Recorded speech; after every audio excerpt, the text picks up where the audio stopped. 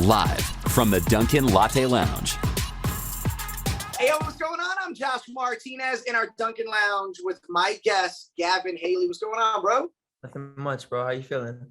I'm feeling good. We were talking off air about the weather being really nice. Summer is finally kind of here. You're drinking a drink. I'm drinking a drink. Life is good. Life is fantastic. You just got off the road with Tate McRae. How was life the last couple months being on the road? Life is great. Life has been great. It was just nice to, get on that West Coast run with her, and then we came down and got to go through Arizona and through Texas, and just really playing shows again for the first time in 2 years was a special thing, man. Like it made me kind of revamp my love for music. Not that I was losing it, but it's just easy to kind of forget what that feels like. So it was really special. Her fans were incredible. How was COVID or the pandemic time helpful? Because everybody talks about the negative, right? And understandably so, but I always like to try to find some positive. So how was the pandemic time helpful to you and your artistry? I think I learned a lot about myself, just as a person, and I didn't even really maybe I could have worried about my career more, to be honest. I was just out there living life, meeting people, falling in love, and yeah, dude, I don't know. It was a really big period of learning for me, for sure. So I think that in itself is directly goes into the art. The more you know about yourself, the more vulnerable you can be in. Yeah. What's your personal songwriting process like? My personal songwriting process, it changes all the time. Like, I do have one method that works where I just will play chords, and I really like freestyling. I'm a big fan of rap, and that's actually kind of how I started writing, was just always ripping melodies or certain flows. But recently it's more direct with what I want to say. I'm like, oh, I want to tell this exact story. And then you kind of curate the world sonically what that would sound like. So that's what I've been vibing on the last couple months. It's interesting that you mentioned being a fan of rap. And where are you originally from, by the way? I'm from Louisville, Kentucky. Louisville, okay. So Louisville doesn't exactly have the most poppin' rap scene in the history of rap, right? No. But also, though, when I lived there, I was just going to church, bro. So I kind of, my dad got a job out west when I was 17 years old. At the time, I've lived a lot of places. If you ask me what home is right now, I would say probably wherever family is, just because I've moved a lot. But yeah, when I was there, I wasn't even on the rap shit until I almost got out of there. So I'm sure they might have a history, but I'm not the most educated on it. That's for sure.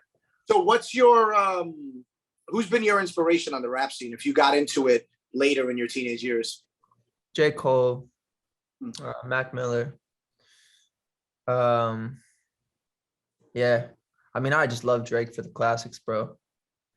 You put him on, you always feel great. That's a great feeling every time. Right now, I'm not gonna stray away and say, Jack Harlow's one of the most inspiring artists for me right now. It's just cool to see somebody where I'm from do it at the level he's doing. And I really, I think his pen is very refreshing. He's actually saying things.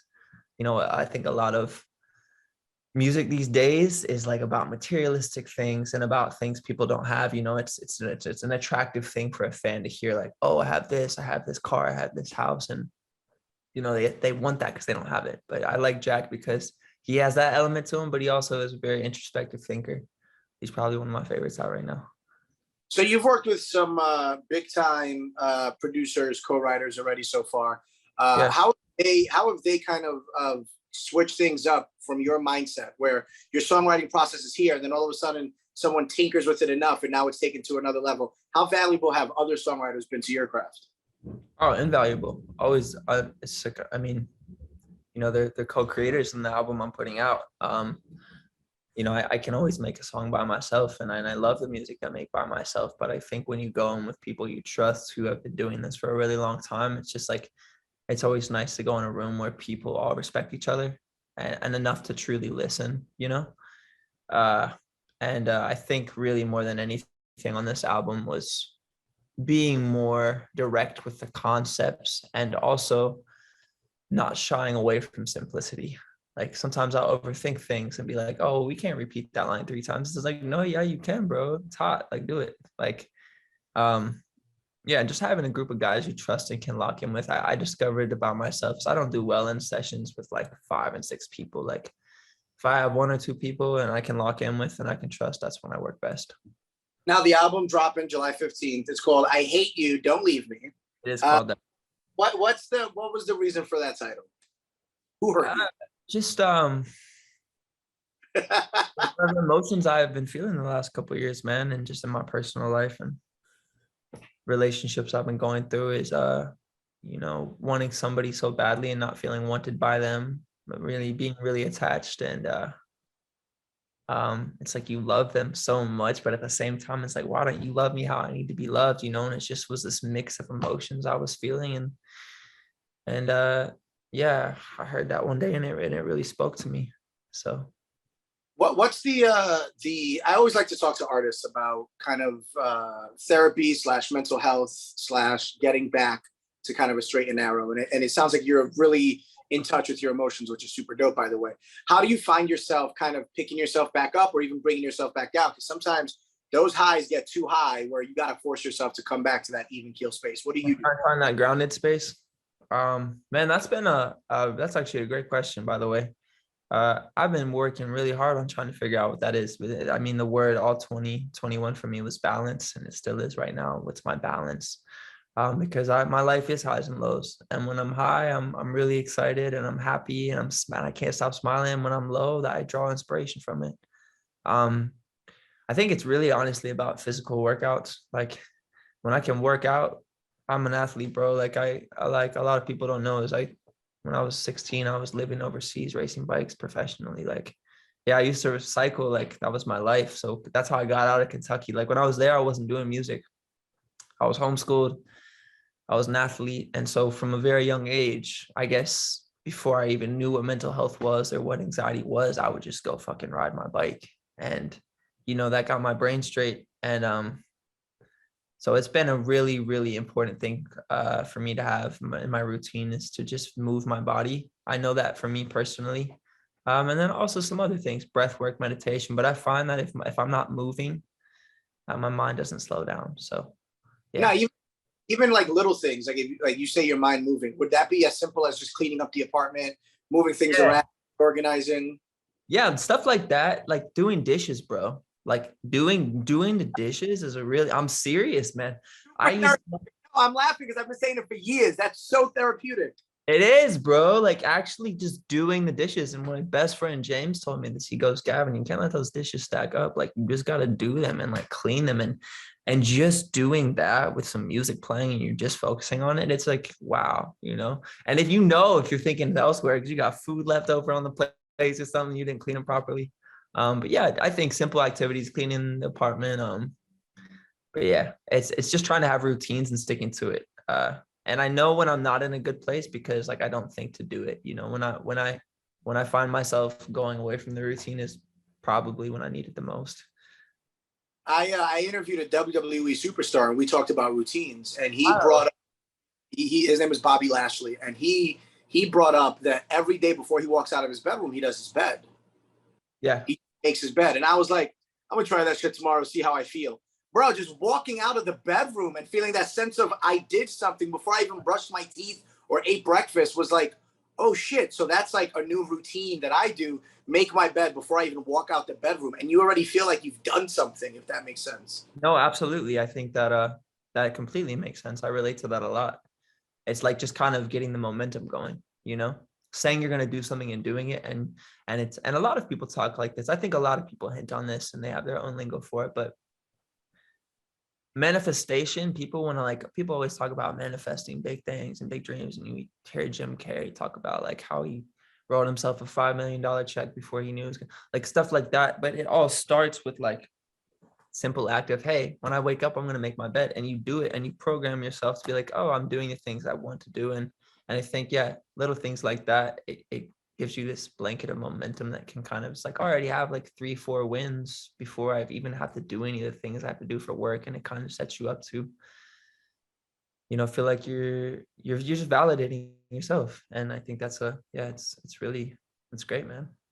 Did you have any things on tour that kept you kind of balanced and set up for the day? Tour is difficult. I'll be honest, I haven't cracked that one yet. I mean, I got into this game late, bro, like when I was 19, and I've done a few tours, and I've yet to, besides just being alone after the shows, like after truly just going to the hotel and just chilling out or being, you know, in the car. I just don't really talk a lot in between shows. You know, I like to live in my head and I like to draw. And it's tough though, because you finish the show, you know, sometimes you go out afterward with the bandmates and then you get back late. And then if you're not on a bus and you're staying at a hotel, that means you have to wake up extra early to get to the next spot. And so you're getting up at like 6, 7, you're in the car for 4 or 5 hours, and then you get to sound check, and then all of a sudden it's the next show, and there's not really time to. So it's like gas station, doing jumping jacks, or just moving as much as you can, or staying hydrated. I think for me, it's just finding the best food possible. That's about it. I find it interesting that you talk about, for lack of a better term, like the not so fun part of touring just now, because I feel people think that touring is the coolest thing ever. I'm on a road trip with my friends, not really. Like, there's hard times, right? Like legit, like 6 a.m., 1 p.m., 4 p.m., 6 p.m. type shit. And if you miss any of that, the whole day gets out of whack, not only for you, but for everyone else involved in the tour. So it's almost like everything hangs on you being on time for sound check, because you don't want to hold anything else up, right? No, I mean, a couple moments ago, you mentioned like with like highs and lows, how do you find that middle space? And touring is a perfect example of highs and lows. You know, you finish a show, people screaming. Sometimes you hope people are screaming in the best way. You hope that that's what's happening, right? But most times, you know, you play a great show and you have this high, and then like you wake up and you're just exhausted, and it's like your energy is like, and then drops, and then it slowly builds during the day just to do that again. And it's like it's high, low, high, low, high, low. But I've been blessed to be on tour with only really kind people and genuine people, and I haven't had too many terrible experiences in terms of things not working out. But I do know a lot of people that hate touring, man. You know, like I personally live to play shows. Like I love it. You know, that's a grind I love. You know, it's like, but it is something where you don't really feel the full effects until like a couple weeks after, and you're like, wow, I'm exhausted. It's like, you know, you really got to get back to yourself. So like I said before, the album's dropping July 15th. Is there a song in particular that you are excited for us to hear? Absolutely. I mean, I love all the singles. There's a song called Lottery, which I think people are going to love. I got my next single, Mine, coming out on June 10th. Personal favorite on the album, which wasn't a single, is Paper Walls. I'm really proud of my pen on that song. And it's from a perspective of, you know, there's a lot of things going on in the world, and I don't claim to have the answers, but I do claim to be observing what's happening. And I'm really proud of how I was able to write about a certain topic. So, yeah. Who's been your inspiration as of late? Have you found yourself gravitating towards one artist, one band, or the other over the others? I love this artist right now called Omar Apollo. Yeah, Omar Apollo. He's I think he's from Texas, but he speaks Spanish also, and he's got some songs that go into that. You know, he's like English, Spanish, and his writing's really cool. His production's really cool, and he just has the swag on the records that's like effortless, and I really like it. Yeah. You put me onto a brand new artist that I'm gonna go check out. Man, he's hot, man. You should check him out. He's great. His songs are awesome. Yeah. So I Hate You, Don't Leave Me, July 15th. But this is the Dunkin Lounge. So I'm curious, if you ever had the opportunity to sit at a random ass Dunkin for 60 minutes with any one person, dead or alive, in the music field, who would you want? It's got to be in the music field? No, artistry, whatever you want to do. 60 well, I personally think that artistry goes into, I think athletics is the perfect example of artistry. So I'm going to say Magic Johnson, bro. Oh, okay. I like that. Yeah, that's probably, I don't know. I'm an artist and I'm in the music field, but I really connect to athletes, man. I love athletes. I think that it's the most raw form of expression. It's just like using your body, you know, like. I'm a diehard sports fan across the board, so that puts a smile on my face. I just want you to know.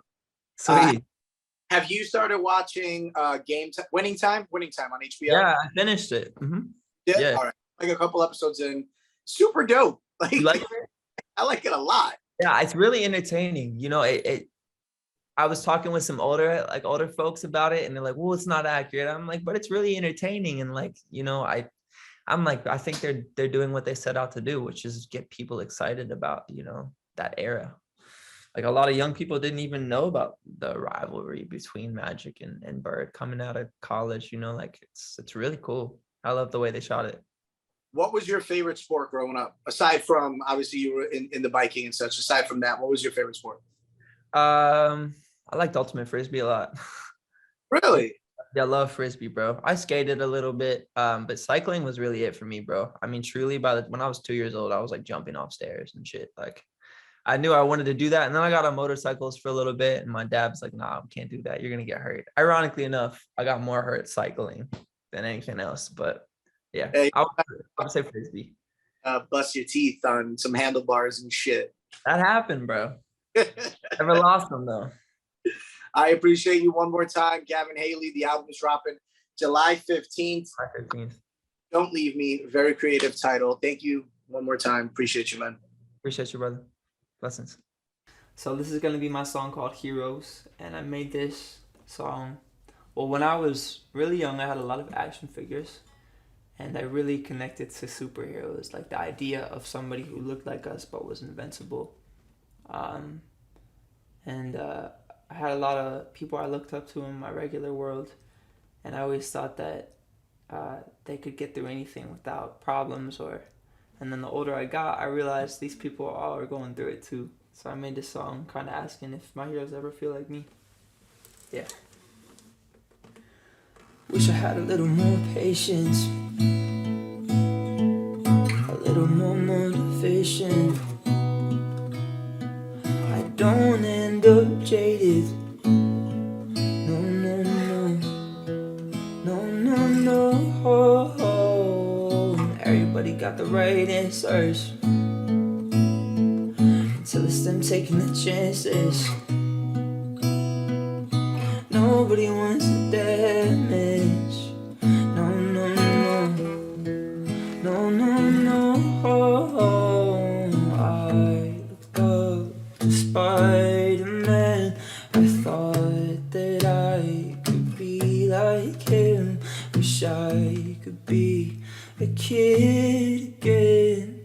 Lately I ask myself, does everyone fight to breathe? Or all of us incomplete? Do even the heroes bleed? Are they just like me? Just like me? Looking for a little more balance. I wonder how anyone found it. Why do I dance around it? Don't know, no, no. No, no, no. Oh, it's life about winning a race, competing with everyone's pace. Dying with money I'll never spend, never becoming irrelevant. When I feel the way I hide it, probably just how my pride is. Use it all for my guidance, guess that's why I'm misguided. I looked up to Spider-Man. I thought that I could be like him. Wish I could be a kid again. Lately I ask myself, does everyone fight to breathe? Or all of us incomplete? Do even the heroes bleed? Are they just like me? Just like me? Do all of us need to be someone to somebody? Ooh, my heroes get lonely. Are they just like me? Just like me? Are they just like me? Just like me? Are they just like me? Just like me? Are they just like me? Just like me? Are my heroes just like me?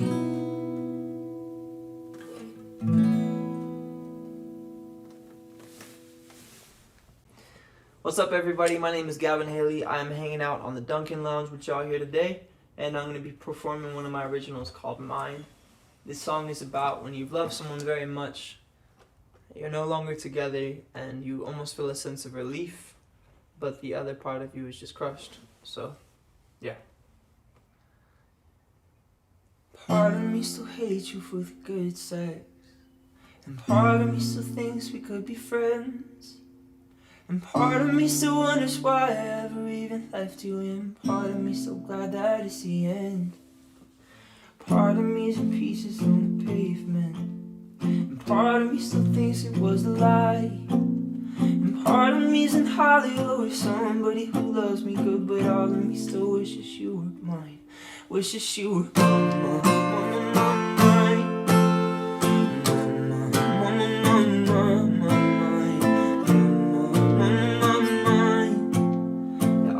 Still wishes you were mine.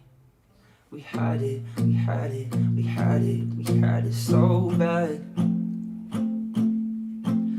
And even if we could, I know that we shouldn't go back. You told me, you told me, you told me that I was so rational, and I guess you must have been right. 'Cause all of me still wishes you were mine, wishes you were mine, mine, mine, mine,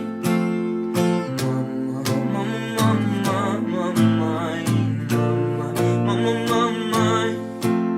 Yeah, all of me still wishes you were mine, wishes you were mine, mine, mine, mine.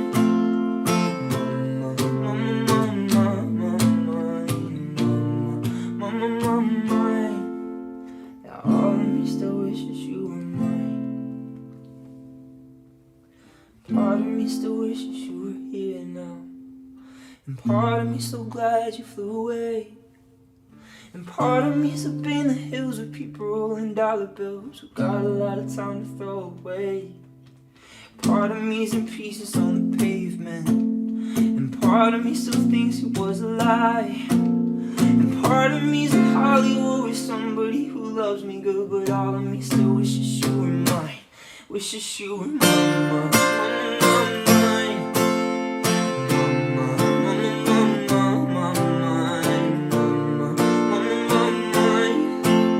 Yeah, all of me still wishes you were mine. Oh, oh, oh.